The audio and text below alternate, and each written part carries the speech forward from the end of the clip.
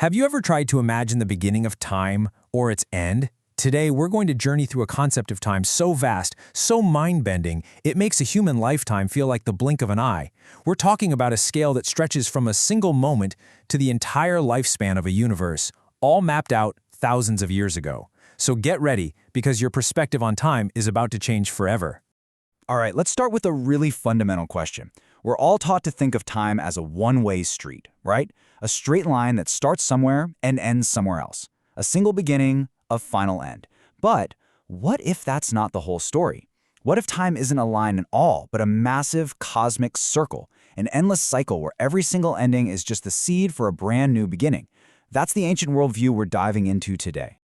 To even begin to wrap our heads around this, we have to completely recalibrate our sense of scale. So start with something simple. Picture one day. Now picture a whole human life, maybe 80 years. Now what if I told you that entire lifetime was just a single second in a much, much longer day? That's what we're talking about. The age we're currently living in, the Kali Yuga, lasts for 432,000 years.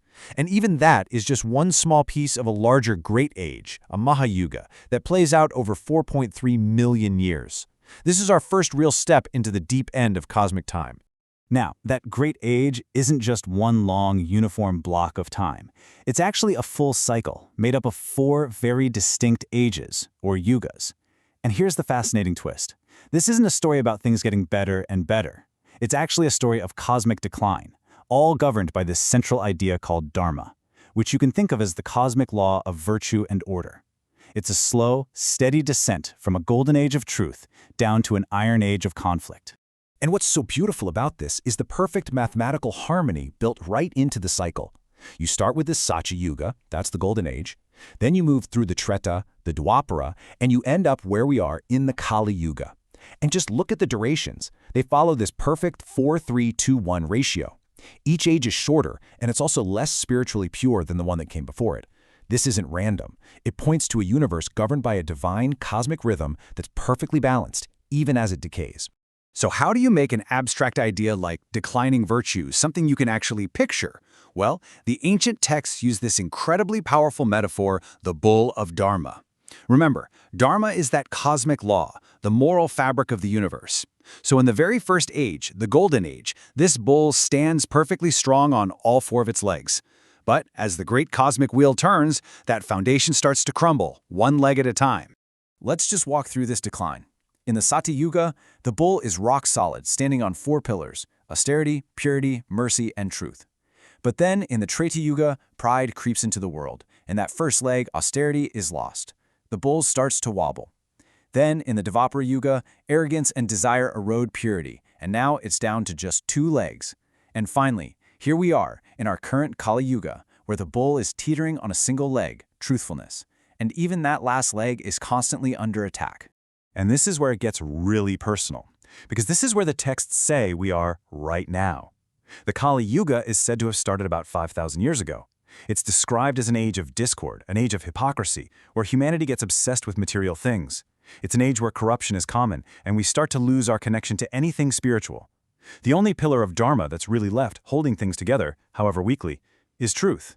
But hold on, because as absolutely massive as that 4.3 million year cycle seems, it turns out it's just a single breath in the life of a god. It's time to zoom out again, way, way out. Just take a second and look at that number, 4.32 billion years. I mean, to put that in perspective, scientists believe our entire planet, Earth, is about that old. And in this ancient system, a mind-blowing length of time like this isn't just some random number. It has a name, and it has a profound purpose. It's called a kalpa. So what exactly is a kalpa? Well, you take that entire 4-yuga cycle we just talked about, the Mahayuga, and you repeat it 1,000 times. That whole 4.32 billion year period makes up just one 12-hour day of Brahma, the creator god. And you guessed it, that cosmic day is followed by an equally long night of Brahma, a period where the entire universe dissolves and just rests before creation sparks all over again. And this just lays out the cosmic ladder so perfectly. You start with the Mahayuga, that's the basic 4-age cycle. 1,000 of those stack up to make one kalpa, which is just Brahma's day. And Brahma's entire life, it lasts for 100 of these Brahma years. This whole shebang, this complete lifespan is called a Mahakalpa, and it represents one full life cycle of our universe. And now we've reached the top, the ultimate scale, 311 trillion years.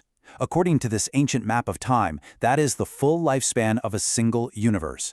After this, frankly, unimaginable period, everything, every star, every galaxy, all life, it all dissolves back into a silent, primordial state, just waiting for the next cosmic dawn to break. Okay, after hearing numbers like that, it's pretty easy to feel impossibly small, right? So you have to ask, what's the point? What's the human meaning we're supposed to find in this incredible cosmic blueprint? Well, this is where the philosophy behind the numbers gets really, really powerful. Let's just compare these two views of time. The modern, linear view gives us one shot, one big bang, one straight timeline, and eventually one final end.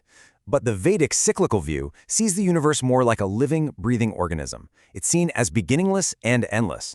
History isn't a straight line of progress. It's a rhythm, like a great cosmic dance of creation and dissolution. And the most important part? No end is ever truly final. And right in the middle of this huge, often decaying cycle, there is this profound promise of hope. This famous verse from the Bhagavad Gita introduces the idea of divine intervention. It's a promise that even when things get to their darkest point, light will always return. It suggests that the universe has this built-in self-correcting mechanism, which gives so much meaning to the struggles we face within each age. And that brings this whole enormous cosmic scale right back down to you and me. You know, if our universe is just one of countless others, and our entire life is just a brief flash in this vast Kali Yuga, which itself is just a tiny fraction of a single day in the life of a god, what does that mean for us? Does it make our worries and our dreams seem small and insignificant?